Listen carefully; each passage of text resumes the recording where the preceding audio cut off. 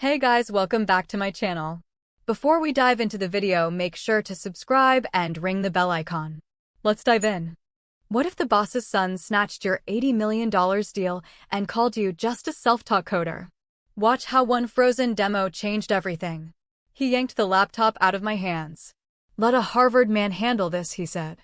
His grin was all teeth. His watch reflected the conference lights. "The buyer team will appreciate professionalism." I said nothing. I'd spent 3 years building the code behind that $80 million deal. The algorithm was mine. Every variable, every line. He'd spent those same 3 years perfecting his handshake. I watched as he clicked Run Demo. The screen froze. A single spinning circle. My silent witness. He tapped keys like he knew what he was doing. He didn't. The investors stared. The room thickened. But here's the secret he never knew. What if the freeze wasn't a bug, it was my trap?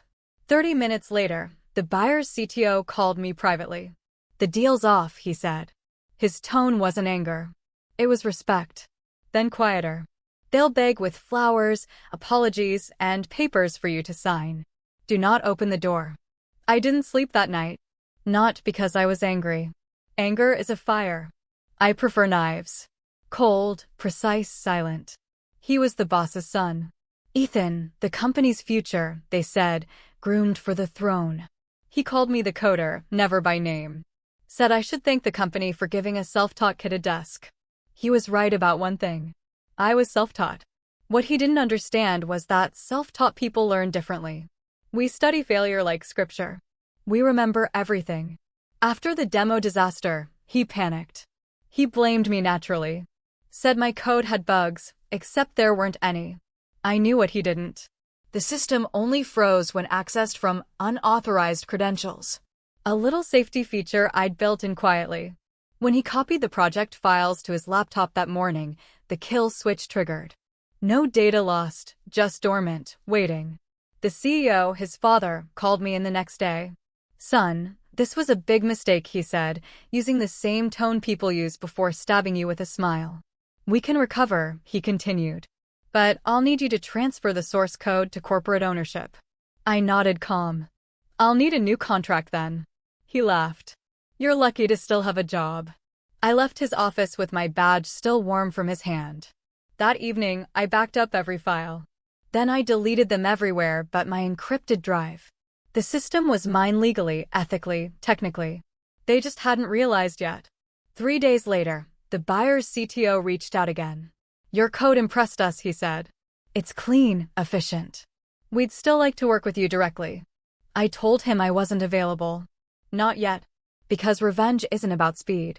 It's about timing. A week passed. Ethan started sending messages. "Let's talk. We can fix this." "Then they're threatening to pull funding, please." He switched from arrogance to desperation so fast I could hear it crack. The CEO showed up next, this time not in a suit. He looked tired. "Look, kid," he said. "We made a mistake. The buyers won't sign without your confirmation." He placed papers on my desk. "Just sign this transfer agreement. You'll get a bonus, a big one."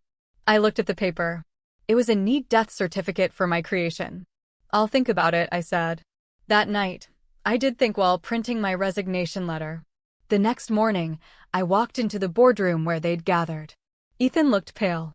The investors were dialing in remotely. I placed my resignation letter on the table.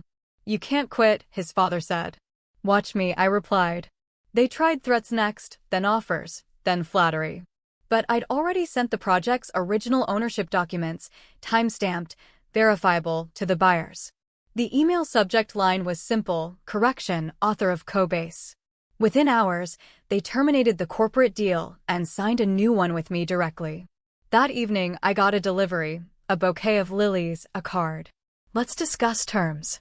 No signature, but I didn't need one. I didn't open the door. Weeks passed. News spread fast. The company's shares dipped. Whispers spread through the industry. The Harvard heir tanked an $80 million deal. The buyer CTO became my partner.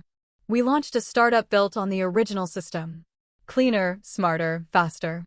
I never saw Ethan again, but sometimes late at night, I imagine his face when the news broke. The confusion, The realization, the slow, choking understanding that I'd been steps ahead the whole time. He thought credentials made him untouchable. He forgot who built the foundation he stood on. Revenge isn't rage. It's patience. It's the silence between the moment they laugh and the moment they understand. And when the world called me a self-taught coder, they meant it as an insult. They didn't realize self-taught means no one ever taught me limits.